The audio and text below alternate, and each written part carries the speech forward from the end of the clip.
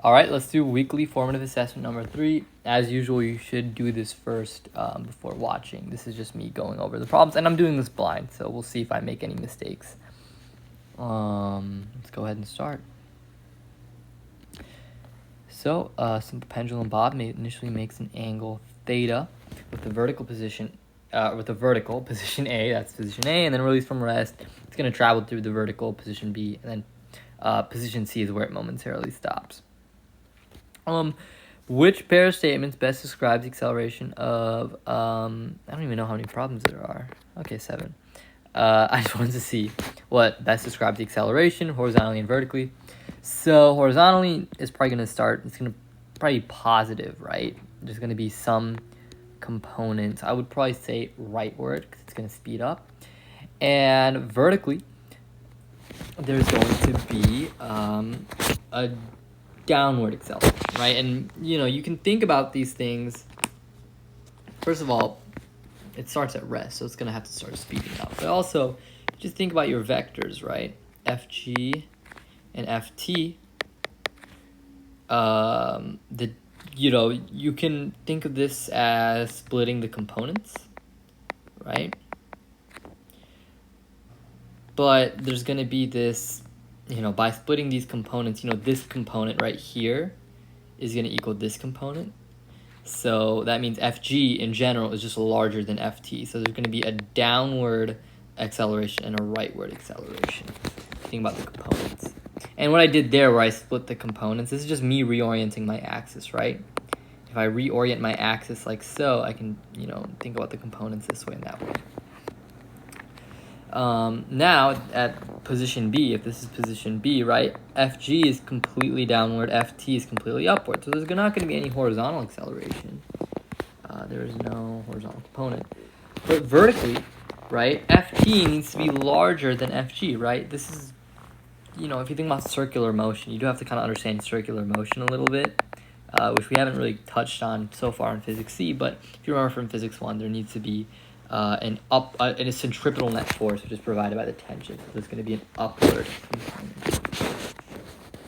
A boat is able to move through still water at 20 meters per second. It makes a round trip. It makes a round trip. So if this is the direction of the water, it's going this way, right? And the river is going to flow at 5 meters per second. So while it's going up 3 kilometers, right? Think about time. When it's going up, its velocity with respect to us, as in seeing the boat move up, and if we're timing this, it's going to be instead of 20 meters per second still, it's going to be 15 meters per second, right? So the way up, it's going to be, and I got to low-key move through this because I don't, I think this is enough time. Yeah, I'm making pace, don't worry. But 15 meters per second, well, the total distance is 3,000 meters, 3 kilometers, divided by 15 meters per second, that's going to give us a time of, I want to say 200 seconds. On the way back, it's going in the direction of the water, right? So it's going to go 25 meters per second. When we think about our frame, so 3,000 meters over 25 meters per second, 3,000 divided by 25, T1 is going to equal 120 seconds. Okay, so 120 seconds, that's going to be 320 total. A 1,000 kilogram elevator is rising and its speed is increasing at a rate of 3 meters per second. And then we got to figure out what is the direction and magnitude of the tension force acting on the elevator. So if it's rising and its speed is increasing, we're gonna expect that the tension is gonna be upward, right? Well, either way, whether you're going down and accelerating downward, it's still going to have a tension upward, right? Tension cannot push you down. So we're going to have this tension upward. We're going to have this mg of the total, I guess mg of the whole thing. So T minus mg is the net force, right? That's our net force equation, and we know net force is equal to ma. So tension minus, so we can just add, right? Tension is going to equal mg plus ma. You can actually add them to both sides, right? And you can factor out the m, g plus a. It just makes our calculation a little bit easier. So here we would plug in 9.8. Here we would plug in 1,000 kilometers, nice, kilograms, meters per second squared, 3 meters per second squared. So 1,000 times 9.8 plus 3 in parentheses, we get 12,800. I'm guessing they used 10 instead of 9.8. They might have used 10, which would yield 13,000 newtons. G equals 10, meaning that's what they were using. And we know that it's going to be up.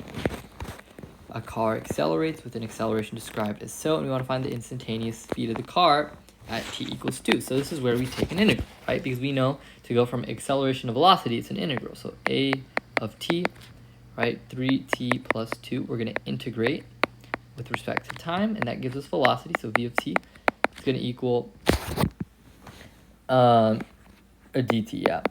It's going to go from, so if we use the reverse power rule, we get 3/2 t squared plus 2t, right? I just treat this as t to the power 1 and t to the power 0. So when you add 1 and you're taking the reciprocal, you get 2t. When you add 1, you get 2, and then you divide by that, so 3/2. Plus c, but it starts at rest. So the initial velocity when you plug in 0, it's going to be 0, right? So we just got to then plug in v of 2. So I get 1.5 times 2 squared plus 2 times 2. I get 10 meters per second. And then you stand on a spring scale on the floor of an elevator of the... Wait, sorry, I just misread that. You stand on a spring scale on the floor of an elevator. Of the following, the scale shows the highest reading of the elevator when we are...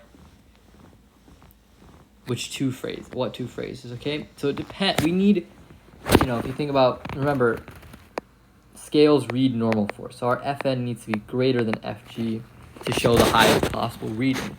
So this would be, let's say our only option is moving downward, right? There's no moving upward. I don't think so. So it's not constant speed. That would be an acceleration of 0, and that would be when Fn is equal to Fg, which is not this case. So it's got to be moving downward because we can't move upward. But moving downward, we need an acceleration upward. So if our velocity is downward because we're moving downward and the acceleration is upward, that means we're slowing down. The acceleration is fighting the velocity. So this would be a decreasing speed. Elevator's moving upward at a constant velocity, and the dashed curve shows y as a function of time, so the height as a function of time essentially.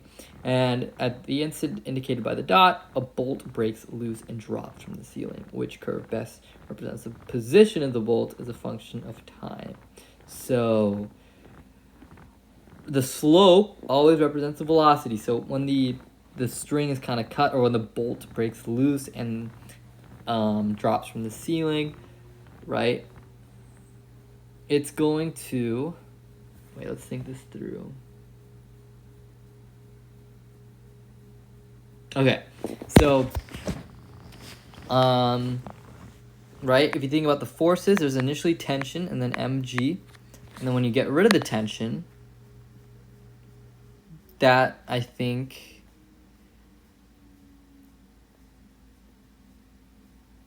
is when it's going to start falling. So it's going to keep the initial velocity, right? So if this is our graph, it's going to keep this initial velocity, which is given, right? This is a dashed line.